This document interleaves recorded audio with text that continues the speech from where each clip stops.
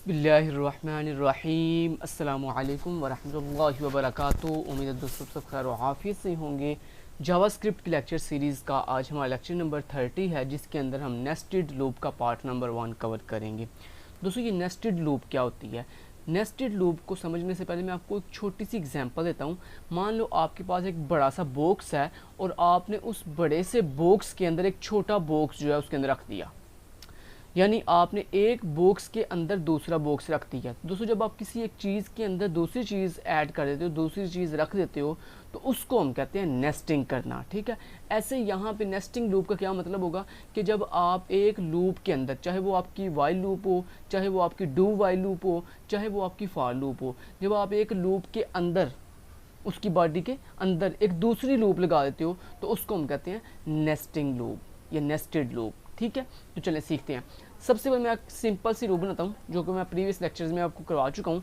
तो यहाँ मैं लिखा फॉर और मैं लिखा लेट ए इक्वल टू 1, यानी जो मेरा ए वेरिएबल है वो 1 से स्टार्ट करेगा। और उसके बाद मैंने कहा ए, मुझे मान लो इस लूप को 5 दफ़ा चलाना है, तो मैंने क्या किया, ए मैं क्या लिखूँगा भला कि 1 से स्टार्ट करके मैं कहाँ तक जाऊँगा, 5 तक। तो मैंने कहा A less than or equal to 5, और उसके बाद हमने 1 से कहाँ तक जाना है, 5 तक जाना है। तो यानी हम छोटी वैल्यू से बड़ी वैल्यू की तरफ जाएंगे तो हम क्या करेंगे, ए को प्लस प्लस करेंगे, ए प्लस प्लस, और उसके बाद ये फॉर लूप की बॉडी। अगर दोस्तों मैं अभी फिलहाल डायरेक्ट एक सिंपल लूप के थ्रू करवाऊँ, अभी मैं नेस्टिंग नहीं करवाने जा रहा, फिलहाल मैं आपको पहले समझाने जा रहा हूँ कि देखिए डॉक्यूमेंट डॉट राइट के अंदर मैं ए की वैल्यू डिस्प्ले करूँ, मैंने कहा ए की वैल्यू जो भी है वो स्क्रीन पर डिस्प्ले कर दो। और उसके बाद मैं एक काम करता हूँ, मैं यहाँ पे जो है ना वो इसके साथ कौन कट करके स्पेस भी दे देता हूँ। मैं चाहता हूँ जैसे ही एक वैल्यू डिस्प्ले होती है उसके बाद एक स्पेस भी आ जाए। तो यहाँ मैं इसको राइट क्लिक करता हूँ, यहाँ से कॉपी फाइल बात करता हूँ और यहाँ पे आके मैंने राइट क्लिक देन पेस्ट करके एंटरेट कर दिया। तो ये देख रहे हो आप, देखो आपके पास जो है वो 5 कॉलम डिस्प्ले हो रहे हैं। इस रो कहते हैं हॉरिजॉन्टल लाइन को। तो देखो रो एक ही है, रो एक ही है, लेकिन कॉलम कितने डिस्प्ले हो रहे हैं, 1 2 3 4 एंड 5 कॉलम डिस्प्ले हो रहे हैं। समझ रहे बात को?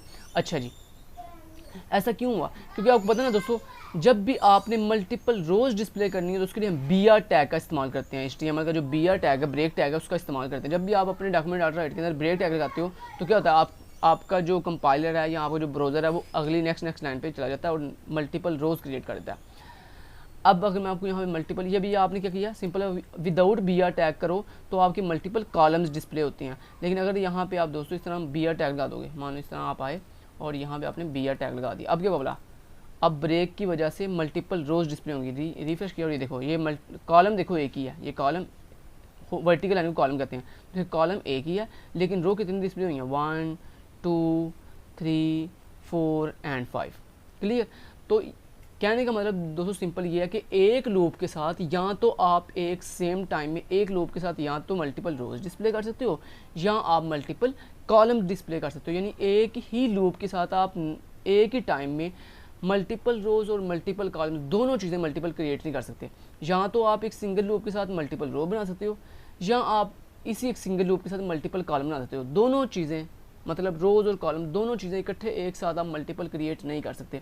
तो अगर दोस्तों आप चाहते हो कि आपने एक ही टाइम में मल्टीपल रोज़ भी डिस्प्ले करनी है और मल्टीपल कॉलम भी डिस्प्ले करनी है तो उसके लिए क्या करना पड़ता है, उसके लिए आपको नेस्टेड लूप मतलब लूप के अंदर लूप लगानी पड़ेगी कुछ इस तरह से। देखो मैं आपको दिखाता हूँ, इस तरह से ये एक लूप बन गई, ये देखिए ये एक लूप बन गई। अब इस लूप के अंदर इनर आपको एक और लूप बनानी पड़ेगी इसी तरह की। तो आपने कहा लेट ए बी वेरिएबल, और एक बात याद रखिएगा, किसी लूप के अंदर जब लूप बनती है तो ये जो आप वेरिएबल बनाते हो ना, ये वेरिएबल डिफरेंट होगी। अब यहाँ पे आप दोबारा ए नहीं लिख सकते, क्यों? क्योंकि ए आपने ऑलरेडी डिक्लेयर किया हुआ है और हमेशा वेरिएबल डिफरेंट होते हैं। सेम बॉडी, एक ही सेम बॉडी के अंदर जो वेरिएबल होते हैं वो डिफरेंट होते हैं हमेशा, ये बात याद रखिएगा।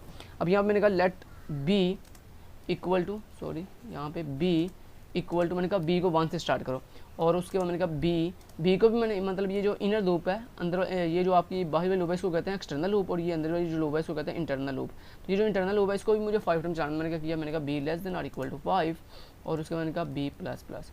ठीक है, अब दोस्तों आपको छोटी सी ट्रिक बताता हूँ बड़ी मज़े की। वो ये है, हमेशा बात याद रखिएगा, जो आपकी बाहर वाली एक्सटर्नल लूप होती है ना, ये नंबर ऑफ़ रोज़ डिस्प्ले करती है और ये जो आपकी इंटरनल लूप होती है ना, ये हमेशा मल्टीपल कॉलम डिस्प्ले करती है। तो बाहर वाली लूप रो के लिए होती है, अंदर वाली लूप जो है कॉलम के लिए होती है।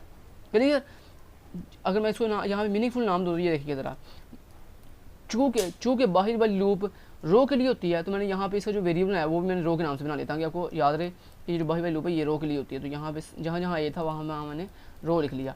अब इस तरह ये जो मैंने बताया अंदर वाली जो इनर लूप होती है किसके लिए होती है, कॉलम के लिए, तो यहाँ मैंने वेरिएबल का नाम रख लिया कॉल, ठीक है। और यहाँ पे भी बी की जगह मैंने लिख लिया कॉल, और यहाँ पे बी की जगह मैंने लिख लिया कॉल, ठीक है। अब आपको इजीली समझ आ गई होगी कि जो बाहरी वाली लूप है वो रो के लिए होती है और अंदर वाली लूप कॉलम के लिए होती है। अब दोस्तों हम वैल्यू कहाँ डिस्प्ले करते हैं, अंदर वाली लूप के अंदर। तो मैंने यहाँ पे आया और मैंने कहा डॉक्यूमेंट डॉट राइट और मैंने कहा बी की वैल्यू डिस्प्ले कर दो, ठीक है। अब देखिए ज़रा ये, और ये बात याद रखिएगा, जो बाहरी वाली लूप होती है ना, जो बाहरी वाली लूप होती है जब वो एक दफ़ा चल के कंप्लीट होती है और अंदर वाली लूप की दोबारा जब बड़ी आती है, तो ये बात याद रखिएगा, ये जो अंदर वाली इनर लूप होती है ये बार बार नए सिरे से स्टार्ट करेगी। मतलब एक जब ये एक दफ़ा चल के कंप्लीट होगी, इसने कितने दफ़ा चलना है, 5 टाइम चलना है। तो जब ये 5 टाइम चल के कंप्लीट दोबारा होगी, दोबारा से नए सिरे से चलेगी, तो ये अगेन 1 से स्टार्ट करके 5 तक जाएगी।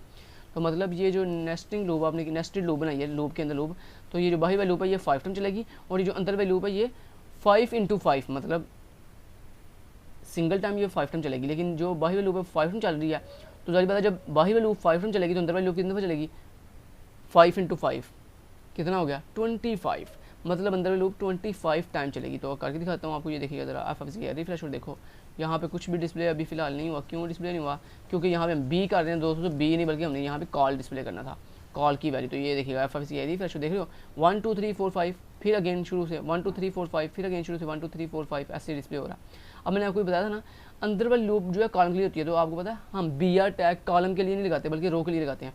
तो रो हम चाहते हैं ये जो इंटरनल लूप है जब ये चल के कंप्लीट हो, तो उसके बाद हम इस इंटरनल लूप से बाहर आकर डॉक्यूमेंट डॉट राइट मतलब एक्सटर्नल लूप के अंदर ही, देखो मैं ये डॉक्यूमेंट डॉट राइट लिख रहा हूँ, ये किसके अंदर लिख रहा हूँ, इस एक्सटर्नल लूप की बॉडी के अंदर ही, ठीक है, लेकिन इंटरनल लूप से बाहर आकर। तो ये बात याद रखिएगा, जो आपकी बी आर टैग होता है वो हमेशा एक्सटर्नल लूप में लगाते हैं ना कि इंटरनल लूप में।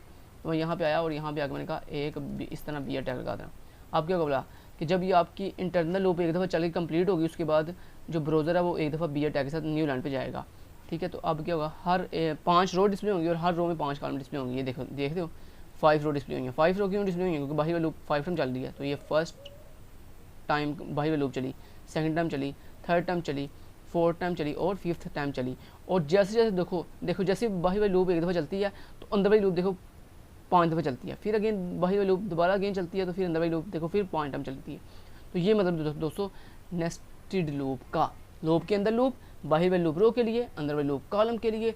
बी आर टैग जो स्टेटमेंट डिस्प्ले करते हैं वो हमेशा कॉलम लूप में करते हैं, और जो आपकी बी आर टैग होता है वो कहाँ करते हैं, हम एक्सटर्नल लूप में करते हैं। तो ये था दोस्तों हमारा पार्ट 1, जिसमें मैंने आपको बहुत ही ब्रीफली एक्सप्लेन के साथ बताया कि किस तरह से हम नेस्टेड लूप बनाते हैं और हमें इसकी ज़रूरत क्यों पेश आती है कि जब हमने एक ही सेम टाइम में मल्टीपल रोज और मल्टीपल कॉलम डिस्प्ले करने हो।